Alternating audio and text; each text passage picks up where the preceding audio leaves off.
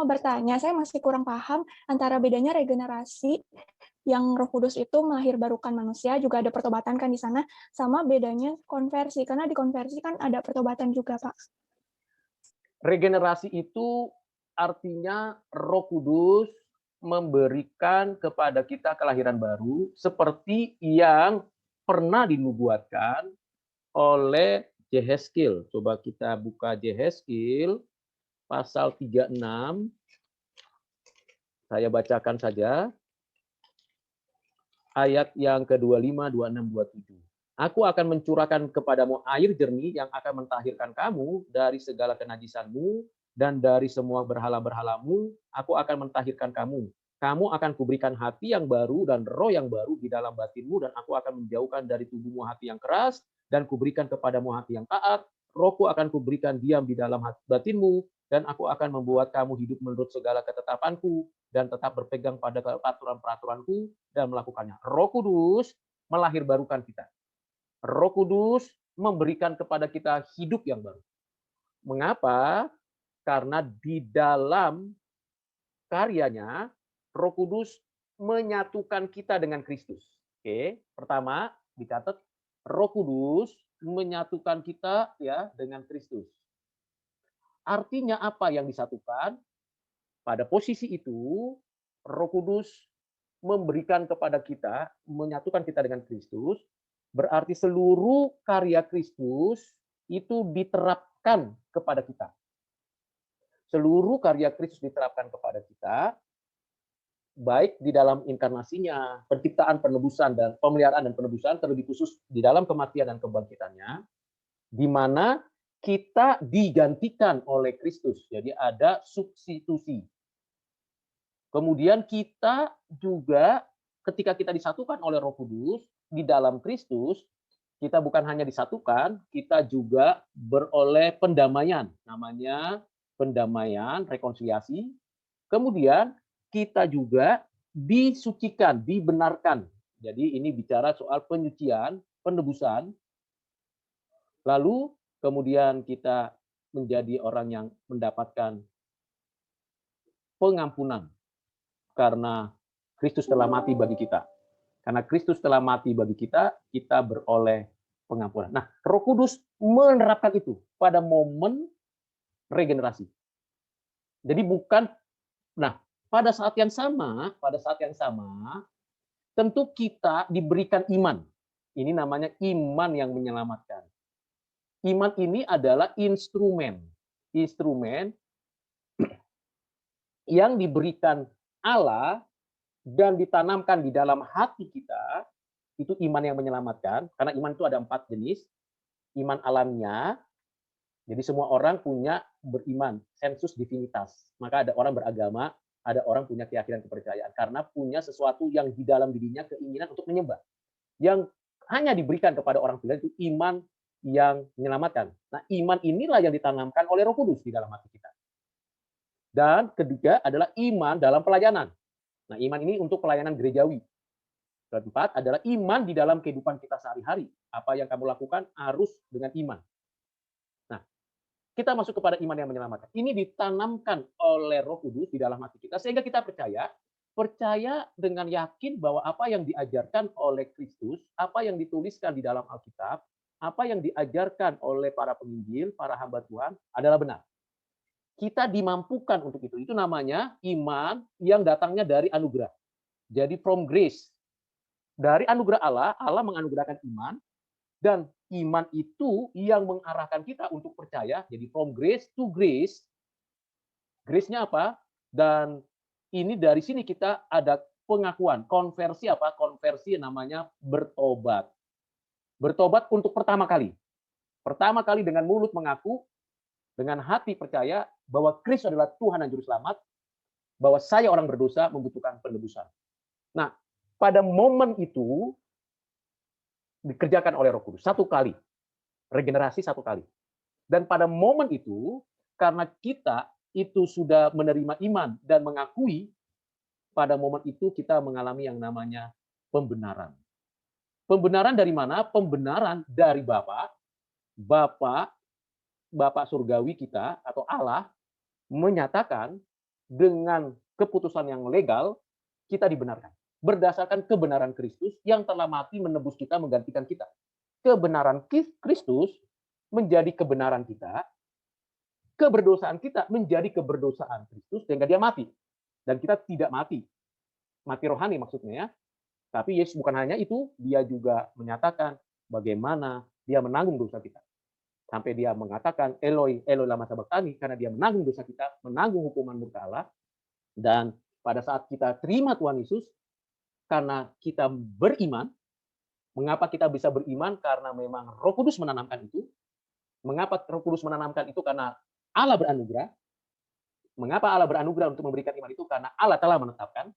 Allah telah menetapkan, Allah memberikan iman, beranugerah, Allah menyatakan firman-Nya, kebenarannya, dan kita percaya. Jadi respon kita dalam pengakuan iman, dalam pertobatan kita, itu dikerjakan oleh Roh Kudus.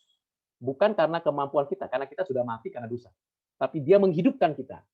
Jadi ada paling tidak 4 peristiwa terjadi pada momen di mana Roh Kudus menerapkan karya Kristus, yaitu kelahiran baru, iman yang mendorong kita mengakui dan menyatakan pertobatan. Ketiga, yaitu pertobatan itu sendiri dengan mulut kita, dengan hati kita, dan yang keempat adalah pembenaran. Pada saat itu apa yang diberikan Tuhan bukan hanya dibenarkan, tapi diadopsi menjadi anak-anak Allah. Diadopsi. Jadi ya ada regenerasi, ada iman, ada konversi ya, iman dan pertobatan. Kemudian ada yang namanya pembenaran dan yang keempat adalah adopsi. Itu satu kali. Satu kali in one moment. Kapan itu? Ketika kita dengan sadar, dengan sungguh-sungguh memahami panggilan dari Allah dan Roh Kudus menerapkan itu. Hal ini berbeda dengan bagian yang kedua, yaitu namanya pengudusan sampai nanti pemuliaan. Kalau pengudusan itu mulainya sejak kita diterima menjadi anak Allah. Mulainya sejak kita regenerasi, konversi, dan kemudian pembenaran dan juga diadopsi. Mulainya di sana pengudusan. Jadi status kita diberikan dulu status sebagai orang benar atau orang yang dibenarkan, orang kudus itu diberikan dulu kepada kita karena kita dikuduskan oleh darah Yesus. Nah, mulailah proses pengudusan. Ini namanya progresif. Nah, progresif inilah yang memberikan kepada kita kemampuan untuk mengalami pertobatan terus-menerus. Bisa jatuh bangun. Jadi ada proses pertobatan kita. Pengudusan terjadi di sana. Sampai akhir zaman. Sampai kematian kita. Nanti di sana, pada waktu Yesus datang kedua kali, baru kita dimuliakan karena disempurnakan. Dari Roma pasal 8 ayat 30 itu. Jadi ada perbedaan memang. Ada pertobatan awal, itu berkaitan dengan pengakuan iman kita. Ada pertobatan daily repentance. Daily repentance berkaitan dengan pengudusan hidup kita. Nah, memang di sini kita perlu pahami betul. Maka saya katakan ada yang melihatnya secara urdu, berarti urut. Ada yang melihatnya adalah secara keseluruhan, yaitu bahwa dari titik mana kita mulai. Tetapi urut-urutan tadi, regenerasi, konversi, pembenaran, adopsi, pengudusan, pemuliaan, itu lebih kepada bagian yang penting, yaitu yang berkaitan dengan cara kita melihat fakta yang ada. Mungkin itu yang membedakannya supaya tidak membingungkan. Jadi ini tidak berulang-ulang. Jadi regenerasi dan seterusnya tidak langsung berkaitan dengan baptisan. Jadi tidak semua yang dibaptis akan dilahirbarukan dalam konteks kekinian ya. Tidak semua yang, nah ini sangat sulit dipahami. Tidak semua yang sudah dilahirbarukan itu pasti dibaptis. Penjahat di sebelah Yesus tidak dibaptis di dalam nama Bapa, Anak, Roh Kudus. Tapi pada hari ini juga engkau bersamaku di Firdaus. Nikodemus tidak ada catatan bahwa dia dibaptis. Perempuan Samaria yang di mana Yesus meminta air minum, padahal ada air di situ, Yesus juga tidak membaptis perempuan itu. Tetapi 3 pribadi itu, Nikodemus, perempuan Samaria, penjahat di sebelah Yesus, diselamatkan karena anugerah. Pada momen dia berjumpa dengan Tuhan secara pribadi, pada momen itu dia diselamatkan. dan keselamatannya already. Not yet-nya kapan? Yet-nya nanti pada pemulihan. Iya Pak, saya penasaran Pak dengan orang-orang terpilih yang posisinya tuh mereka di daerah pelosok, yang mungkin mereka tuh belum mengenal apa itu Injil gitu, bahkan untuk akses Alkitab pun susah gitu. Kayak bagaimana mereka sebagai orang yang dipilih, Roh Kudus bekerja pada mereka gitu, agar mereka juga tetap tahu gitu akan keselamatan mereka Pak. Ya kalau memang sudah punya kerinduan begitu, silakan di gereja Brigita dan Brigita sendiri pergi ke pedalaman, karena tugas pemberitaan Injil itu diserahkan kepada kita murid-murid Kristus. Jadi bukan diserahkan kepada orang lain, bukan diserahkan kepada manusia yang lain, tapi diserahkan kepada kita orang percaya. Jadi kembali lagi, mereka yang memang memerlukan Injil akan didorong, dituntun pertama dari kita Brigita untuk pergi memberitakan Injil. Kita diberikan tugas tanggung jawab untuk pergi memberitakan Injil. Yang kedua, mereka bisa saja dijangkau oleh berita Injil dengan berbagai macam cara yang unik, misalnya melalui siaran radio.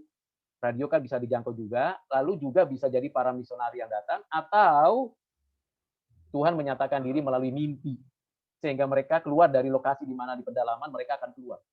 Pernah tidak terjadi seperti itu? Di dalam sebuah komunitas namanya komunitas pelayanan Open Doors, saya mengetahui ada cerita di daerah Asia Timur, Asia Timur Tengah, saya nggak sebutkan negaranya, di tempat itu, di negara itu tidak ada berita Injil yang betul-betul boleh dapat akses. Alkitab pun tidak dapat, dan sebagainya pun tidak diperoleh. Lalu, melalui mimpi, Tuhan berbicara kepadanya untuk dia keluar dari tempat dia, menuju tempat di mana ada orang Kristen, dan di dalam mimpinya jelas, berjumpa dengan orang itu, baca Alkitab, dan dengarkan ajaran Kristen dari orang itu. Jadi ketika dia keluar, dia dapatkan berita Injil itu, lalu dia menjadi orang percaya. Satu keluarganya, dia keluar dan mendapatkan berita Injil. Jadi cara Tuhan itu unik, ya.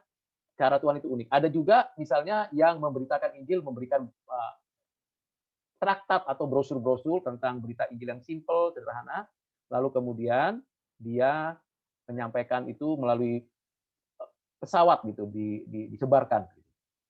Jadi, tapi kan sayangnya kalau dia tidak bisa baca tulis, bagaimana kan itu?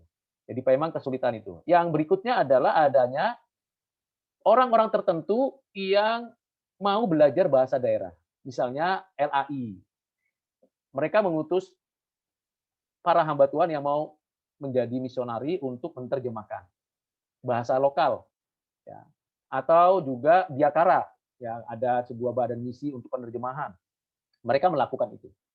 Dan ketika mereka melakukan itu, tentulah Roh Kudus bekerja di sana. Waktu ditanya, saya pernah satu video tayangan tentang menerjemahkan salah satu suku kelompok di Amerika Utara.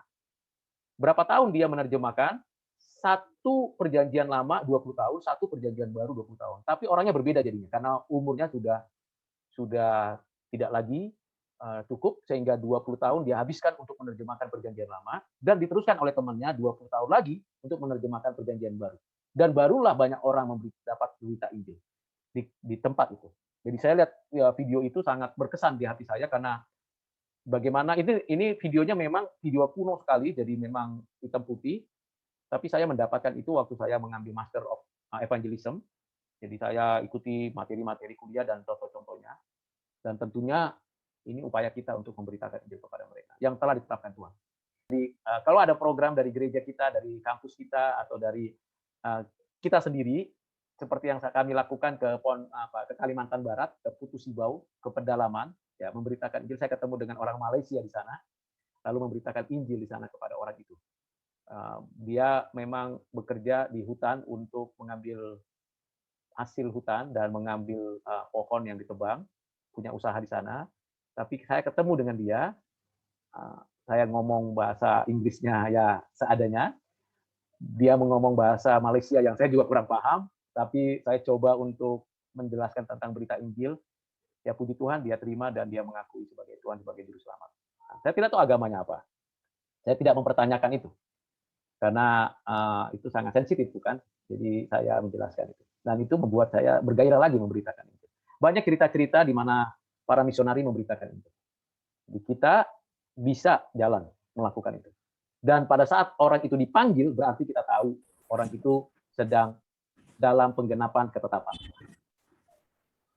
Shalom Pak, izin bertanya, apakah irresistible of grace itu juga termasuk keadaan di mana seseorang memiliki kebingungan atau bahkan keraguan terhadap hal-hal yang melampaui kapasitasnya untuk memahami Allah, namun ia tidak percaya, tetap percaya? Apakah seperti itu bisa dijelaskan sebagai contoh konflik irresistible of grace? Ya, anugerah yang tidak dapat ditolak, yang bisa begini ya, sebenarnya orang itu tidak bisa menemukan solusi di dalam hidupnya, dalam pergumulannya. Contoh misalnya Agustinus, dia seorang yang ahli agama, tapi juga ahli pidato. Ayahnya seorang pemabuk sampai kematiannya, ibunya seorang yang baik beragamanya. Dia hidup tanpa pernikahan dengan seorang perempuan selama 14 tahun, bahkan punya anak. Dan dalam hidupnya, dia itu betul-betul kacau balau. Dan akhirnya teman, bukan pernikahan ya, tadi teman Simon Levennya itu meninggal, anaknya meninggal, dia akhirnya mengalami sebuah pergumulan berat. Pada momen-momen itulah dia dijumpai Tuhan. Dia tidak bisa menolak bahwa dia membutuhkan anugerah, membutuhkan belas kasihan.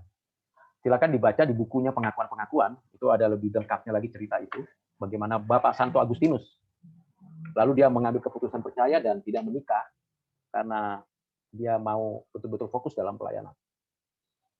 Dan kita memang tidak sanggup untuk mengetahui kapan Tuhan memberi anugerah kepada kita. Misalnya contoh saya seorang yang Kristen secara agama, tetapi saya itu orang yang sudah belajar banyak agama lain.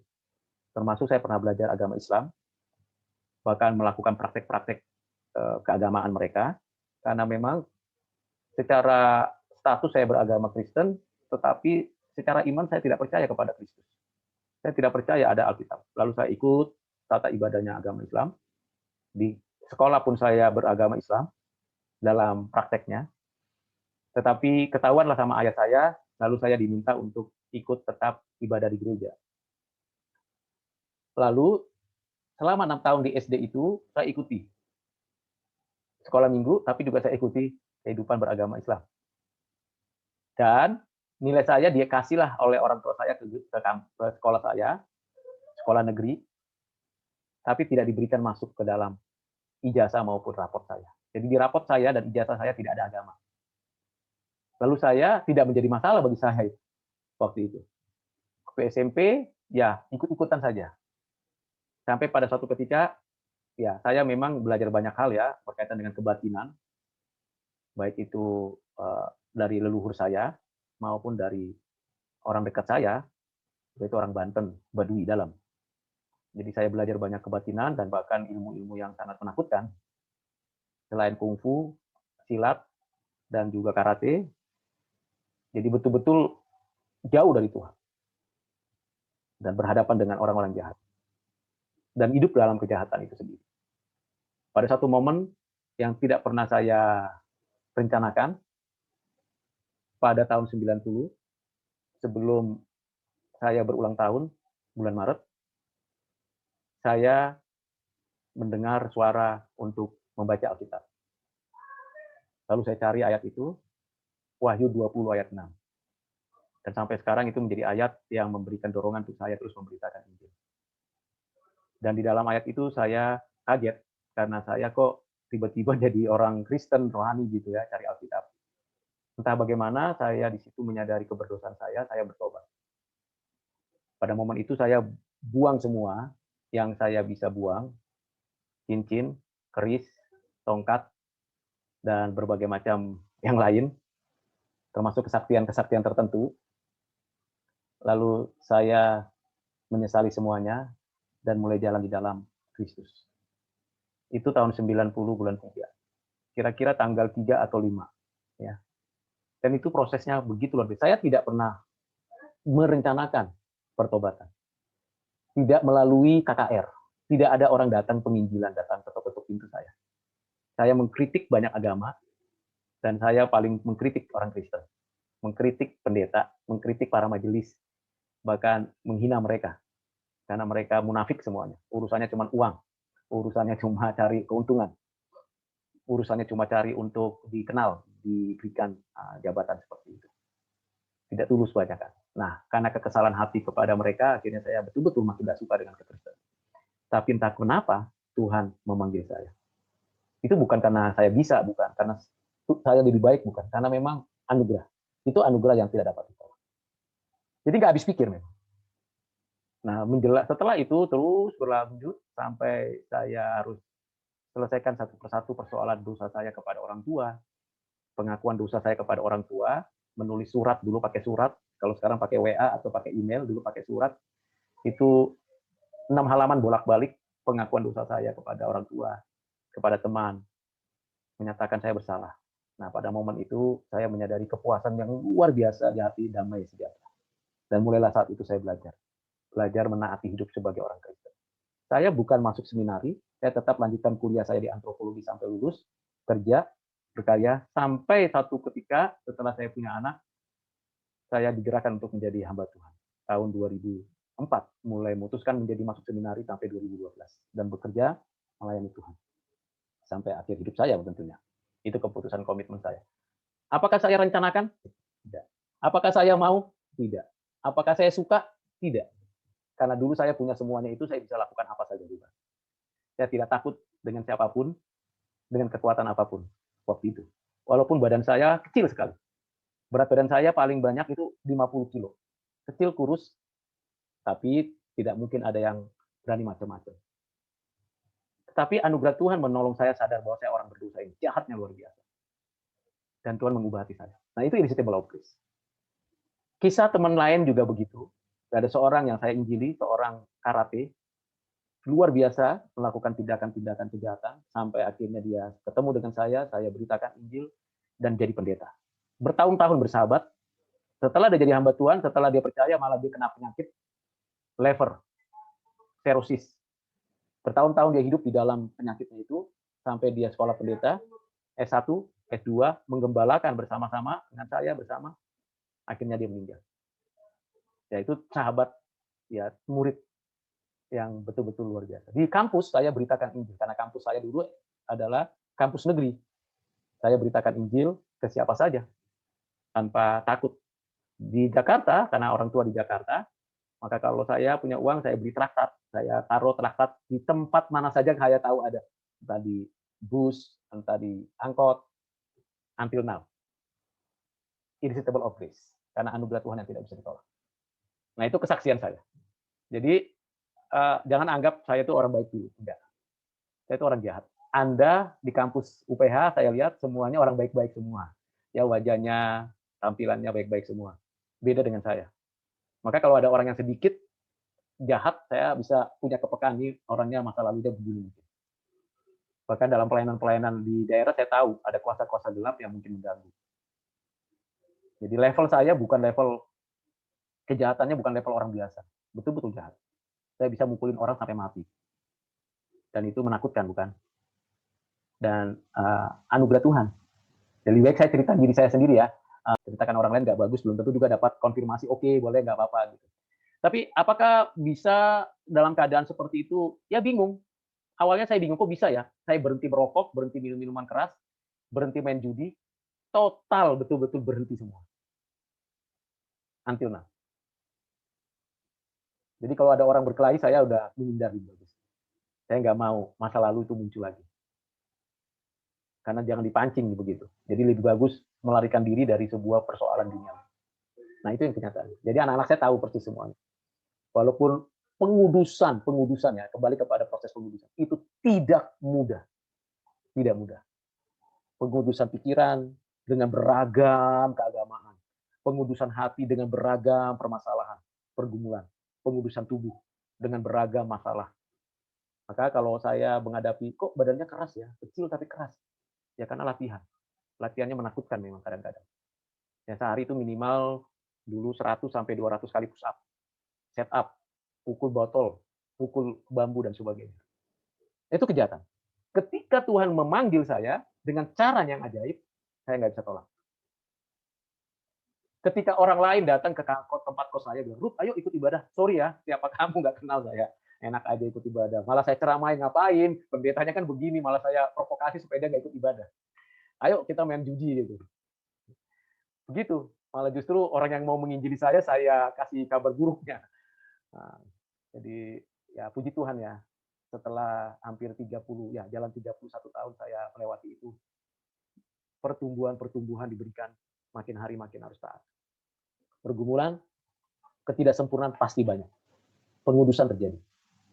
Nah, itu termasuk keadaan di mana saya bingung dan saya mengalami perubahan dari Tuhan. Jadi contoh konkretnya apa ya Pak? Saya, yang lain-lain ya, untuk Rahel. Karena kalau cari yang lain, siapa yang mau cerita seperti saya berani belak-belakan tentang hidupnya? Oke, pertanyaan berikutnya. Sejujurnya saya masih kurang paham mengenai ketetapan Allah dalam pemilihan berkaitan dengan ini. Saya ingin bertanya, Pak, apakah saya bisa orang yang bukan pilihan percaya? Ya namanya bukan pilihan yang nggak bisa percaya. Dia akan terus melawan Tuhan. Tidak mungkin bisa percaya. Beragama iya. Dia bisa beragama Kristen. Dia bisa menikmati apa yang Tuhan berikan. Saya kasih ayatnya ya. Ayatnya yang sangat mengagetkan. Yang mungkin membuat kita bisa berpikir ulang. Ibrani pasal 6. Sebab mereka yang pernah diterangi hatinya, yang pernah mengecap karunia surgawi, dan yang pernah mendapat bagian dalam Roh Kudus, dan yang mengecap firman yang baik dari Allah, dan karunia-karunia dunia akan datang, namun yang murtad lagi tidak mungkin dibaharui, sekali lagi sedemikian. Hingga mereka bertobat, sebab mereka menyalibkan lagi anak Allah bagi diri mereka dan menghinanya di muka umum. Mereka bukan orang pilihan, tapi mereka mengecap berkat Tuhan, beragama Kristen. Maka saya tidak akan pernah sepenuhnya yakin kalau orang itu percaya karena mukjizat. Tidak pernah. Karena Alkitab mengatakan iman timbul dari pendengaran akan firman Tuhan, bukan timbul dari mukjizat. Iman timbul dari pendengaran akan firman Tuhan, iman akan bertumbuh dari hidup taat kepada firman Tuhan, bukan karena mukjizat. Ada 10 orang sakit kusta, yang satu saja yang kembali, yaitu dia yang mau dengar firman, bukan karena dia sudah disembuhkan. Mengecap loh, mengecap. Jadi tidak mungkin ada orang yang bukan pilihan di dalam supralapsarian itu, di infralapsarian Tuhan berubah. Artinya gitu, dia bertobat, berarti aku harus ubah dong ketetapan di atas itu. Itu tidak ada. Tuhan ketetapannya tunggal, tidak pernah berubah karena Tuhan tidak berubah. Ketetapannya kekal karena Tuhan itu kekal. Jadi ketika kita ada, itu hanya menggenapi semua ketetapan. Oke, pertanyaan berikutnya. Ya Pak, saya mau tanya, tapi ini agak di luar konteks mungkin. Jadi ini, saya itu baru-baru ini nonton film tentang Tuhan Yesus. Nah, kayak filmnya itu bercerita tentang gimana masing-masing murid itu dipilih gitu Pak. Ke-12 murid itu dipilih. Nah, salah satunya itu di dalam filmnya ada bahas Nikodemus gitu Pak. Nah, tapi yang aku bingung itu ada scene di mana Nikodemus itu dikasih tawaran gitu sama Tuhan untuk menjadi pengikut dia, jadi murid dia juga. Dan akhirnya nggak jadi murid gitu Pak. Nah, pertanyaan aku coba cari di Alkitab, tapi aku nggak ketemu gitu Pak. Maksudnya kan aku bisa mikir, oh mungkin mereka dapat dari sejarah atau mungkin catatan-catatan lain gitu Pak. Aku mau konfirmasi yang kayak gitu itu benar nggak ya Pak? Di dalam Injil Yohanes,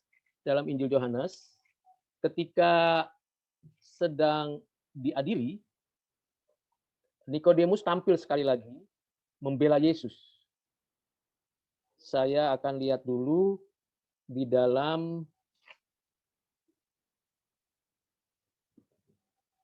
pengadilan ya, di dalam pengadilan. Kalau tidak kan Yohanes pasal 3 peristiwa itu, Yesus didatangi oleh Nikodemus malam-malam, dan memang hanya ada 12 murid inti, dan 12 murid inti itu ada 3 layer, Petrus, Yakobus, Yohanes, itu layer pertama.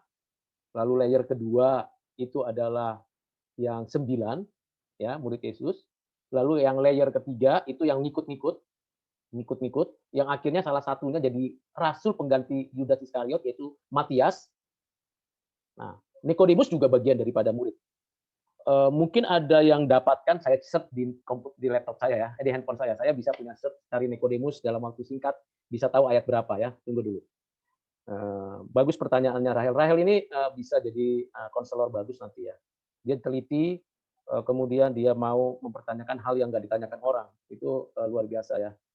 Itu bagian keahlianmu yang dapat memberikan nilai lebih. Yohanes pasal 19 ayat 39. Yohanes 19 ayat 39. Sesudah itu, Yusuf dari Arimatea, ia murid Yesus tetapi sembunyi-sembunyi karena takut kepada orang-orang Yahudi, meminta kepada Pilatus supaya ia diperbolehkan menurunkan mayat Yesus, dan Pilatus meluluskan permintaannya itu. Lalu datanglah ia dan menurunkan mayat itu. Juga Nikodemus datang ke situ. Dialah yang mula-mula datang untuk waktu malam kepada Yesus. Ia membawa campuran minyak mur dengan minyak gaharu kira-kira 50 kati beratnya. Jadi Nikodemus ikut serta di dalam prosesi penguburan Yesus. Padahal dalam konteks itu murid-murid sudah kabur ketakutan, karena kalau dicap langsung maka ada kemungkinan mereka itu akan disingkirkan. Lalu di dalam Yohanes pasal 7 ayat 50. Yohanes pasal 7 ayat 50 dituliskan ini tentang Yesus dibela oleh Nikodemus, teksnya yang diberikan perikop oleh LAI. Di ayat 50 dikatakan, Nikodemus seorang dari mereka yang dahulu telah datang kepadanya berkata kepada mereka, apakah hukum Taurat kita menghukum seseorang sebelum ia didengar dan sebelum orang mengetahui apa yang telah dibuatnya? Lalu jawab ayat 52, jawab mereka, apakah engkau juga orang Galilea? Selidikilah kitab suci dan engkau akan tahu bahwa tidak ada nabi yang datang dari Galilea. Memang Yesus itu orang Yerusalem, cuma dia dibesarkan di Galilea. Jadi dari data-data ini memberikan gambaran, begitu juga cerita tentang hal itu, tentang Nikodemus. Saya percaya bahwa apa yang di dalam film itu, pertama, itu mendorong kita untuk bisa murtad. Nah, itu hati-hati. Yang kedua, dia tidak melihat keutuhan daripada apa yang ditulis dalam Alkitab. Ketiga, kisah-kisah itu harus dikaitkan juga dengan iman orang Kristen pada masa itu. Ada penulis sejarah pada masa itu yang harus kita baca, pelajari. Dan tentunya kita, namanya film itu kan biasanya mencari sesuatu sensasi yang berkaitan dengan kehidupan Yesus, itu biasa. Seperti Dan Brown ya, tentang Yesus yang menikah dengan Maria, dan dalam bukunya juga bahwa ada kuburan Yesus dan anak-anaknya Yesus. Diselidiki, diperiksa secara arkeologi, semuanya kebohongan. Jadi kejahatan seperti itu sudah ada sejak Yesus bangkit. Di Alkitab dicatat bahwa ada berita hoax yang disebarkan oleh orang Farisi, orang Saduki, ahli Taurat pada waktu Yesus bangkit. Dan itu dari mana mulainya? Dari ular di Taman Eden. Berita hoax lagi, ya kan? Kabar bohong, dan kabar bohong sampai sekarang.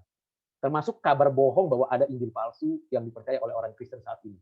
Bahwa orang Kristen saat ini menerima Injil palsu. Itu berita hoax. Tapi sudah termakan, semua orang sudah termakan berita hoax itu. Nah, seperti itu. Jadi, hati-hati. Bolehlah nonton itu, tapi jangan, kalau dia belum kuat imannya bahaya ya. Jadi, kayak orang yang nonton Dan Brown itu ya, wah berarti Yesus punya anak, Yesus sudah menikah, dan Yesus ada kuburannya. Begitu dia tidak baca yang lain, buku yang lain, atau bukti yang lain. Dan Brown tidak bisa membuktikan itu. Dan akhirnya dia bilang, ya namanya juga film, namanya juga novel. Saya kan bikin sensasi, bisa aja kan supaya dapat duit. Orang jahat mencari keuntungan dari kebaikan orang, atau membuat suatu dramatir, imajinasi yang jahat. Bisa. Itu ya tentang Yesus. Saat Bapak belajar ilmu-ilmu yang sudah di Bapak ceritakan, apakah termasuk ilmu hitam ya Pak? Ya bukan ilmu hitam, ilmu setan lah. Kalau hitam kan warna ya, ilmu setan.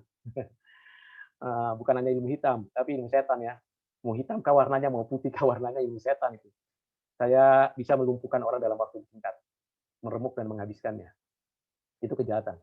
Badan saya hanya 48 kilo sampai 50 kilo. Kecil sekali. Dan kalau melihat saya waktu itu, orang ketawa pasti. Tapi nggak ada yang berani. Saya bisa hadapi orang yang tinggi besar dengan satu pukulan selesai dia. Karena kekuatan setan. Itu ditanam di dalam diri saya. Dari orang Banten Baduy Dalam. Jadi latihan itu. Dan dari nenek buyut saya yang bisa mengubah batangan besi menjadi emas. Yang bisa membentak orang langsung terdiam. Nah itu. Nenek saya itu percaya Kristus setelah mau mati. Tadinya nggak mau mati. Dia punya ikan hidup di dalam perutnya. Namanya Itok. Kesaktiannya di sana tidak makan mamang, tidak makan babi, makan anjing, tidak makan makanan yang aneh-aneh. Umurnya hampir 100 tahun. Badannya kuat, dan ketika dia mulai percaya sama Tuhan Yesus, runtuh semua satu persatu.